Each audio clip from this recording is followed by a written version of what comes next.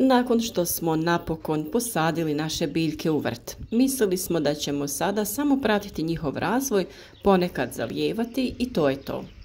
To je jedan način uzgoja, ali nikako nije najefikasniji i najproduktivniji. Kada smo se već toliko potrudili da uzgojimo zdravu i jaku presadnicu, pravilno ju presadimo u zemlju, tada moramo da nastavimo i sa pravilnim uzgojem. Kako bi imali jake, zdrave i plodonosne biljke koje će davati zdrave i krupne plodove, potrebno je odraditi jedan bitan posao, a to je uklanjanje zaperaka. Čim paradajz dostigne visinu dovoljnu za vezanje, počinje rast zaperaka, a u nekim slučajevima čak i ranije. Zaperci su mali izdanci koji se pojavljuju na mjestu odvajanja lista od stabljike. Slikovito rečeno, to su bočni izdanci koji se pojavljuju u pazuhu listova paradajza. Oni mogu narasti do u nedogled i potpuno preuzeti kontrolu nad centralnom stabljikom. Zaperke je najbolje uklanjati čim se uoče, odnosno dok su mali. Oni se lako kidaju, a možete ih ukloniti rukom, oštrim nožem ili makazama. Samo pazite da ne oštetite stablo. To bi trebalo da radite na svakih 3 do 5 dana. Imajte na umu da zaperci vrlo brzo i konstantno rastu. Upravo zato je potrebno ovaj dio posla obavljati redovno. Iako ste sa jednog mjesta već uklonili zaperak, to ne znači da on neće ponovno niknuti na tom istom mjestu.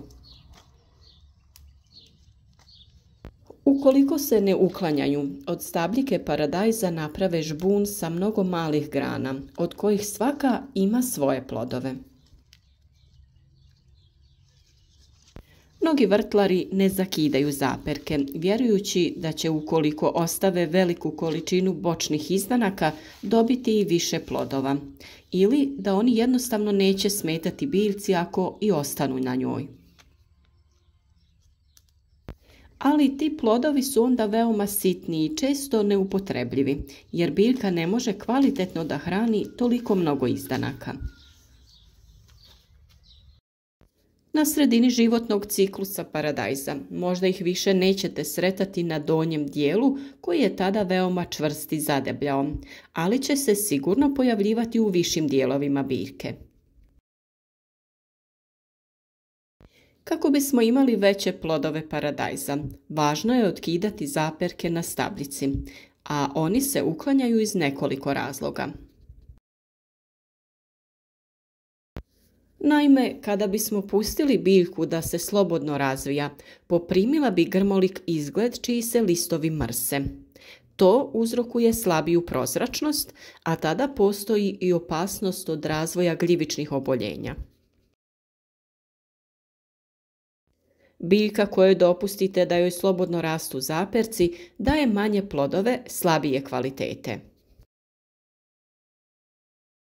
Do njih sunce teže prodire i zbog toga neravnomjerno dozrijevaju.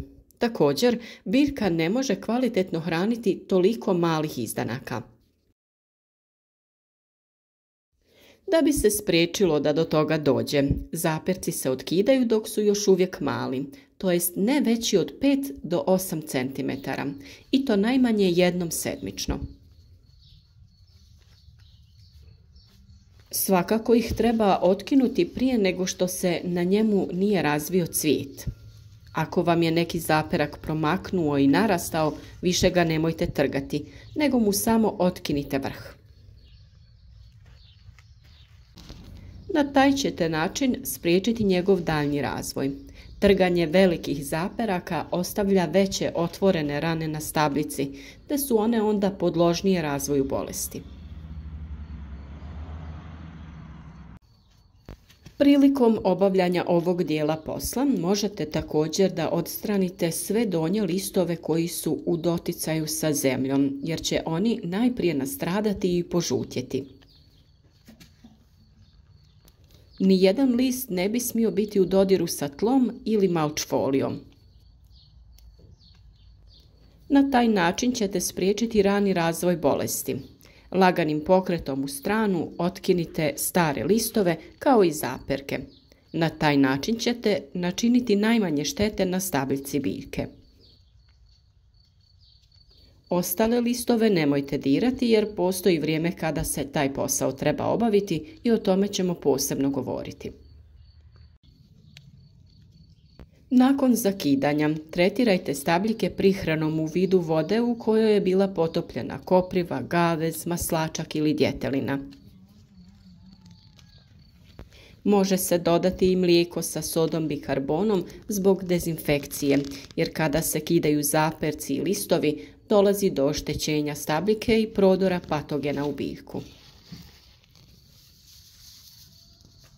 Ako želite ostaviti neke zaperke, neka to bude ispod prve cvjetne grane. Iza nje se formira druga grana koja ide u 2 reda, ali tada računajte na malo sitnije plodove. U tom slučaju pojačajte ishranu paradajza. Veće zaperke dužine od 8 do 10 cm nemojte bacati. Sa donjeg dijela uklonite listove i ostavite samo one pri vrhu. Posadite ih u vlažnu zemlju ili stavite u čašu sa vodom kako bi pustili korijenje i nakon toga ih posadite. Zbog boljeg ožiljavanja možete ih umočiti u neki od prirodnih biostimulatora poput čaja od vrbe. Zanimljivo je da će posađeni zaperci bolje napredovati i ranije dati rod nego oni izrasli iz sjemena. Možete ih posaditi u vrt ili u neku posudu. Odrađivanjem ovog postupka uveliko ćete rasteretiti biljku i omogućiti joj bolji rast i razvoj. Biljka će svu dostupnu vodu i hranjiva trošiti na razvoj plodova na rodnim granama, a ne na razvoj zaperaka i dodatnih bočnih grana.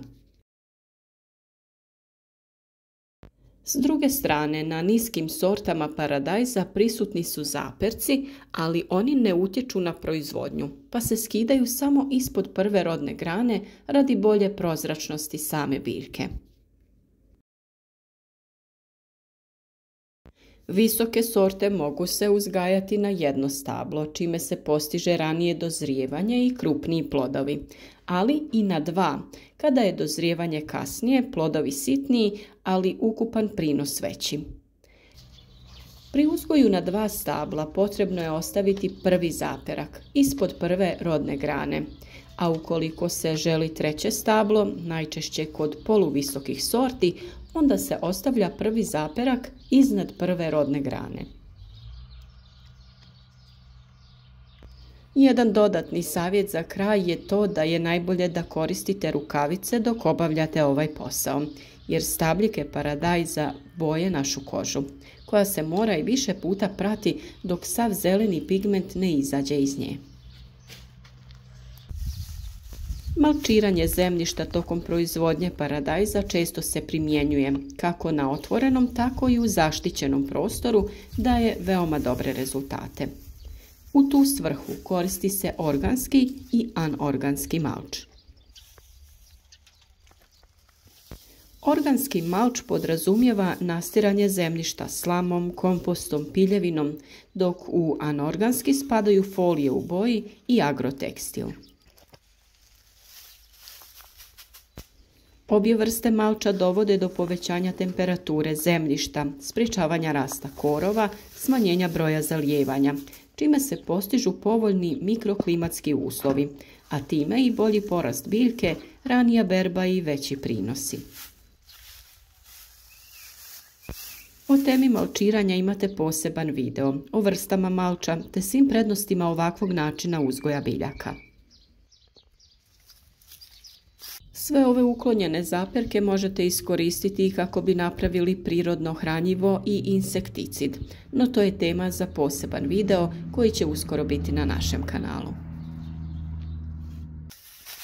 O uzgoju paradajza već smo objavili dosta videa, pa ukoliko budete pratili naše savjete i koristili barem neke od preporučenih metoda, vjerujem da ćete imati jako zdrave biljke. A što je najbitnije, imati ćete zdrave, krupne i kvalitetne plodove.